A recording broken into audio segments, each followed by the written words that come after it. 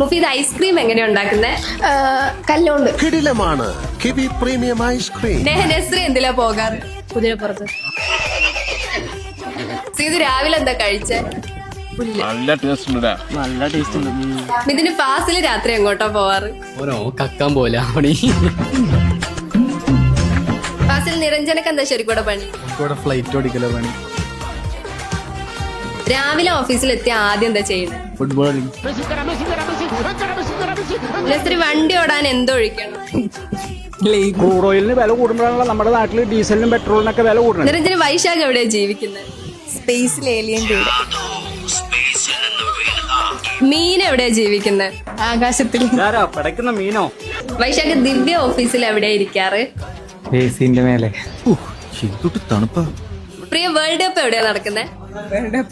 SM-ല്. VD Satheesan ആരാ? അച്ഛൻ.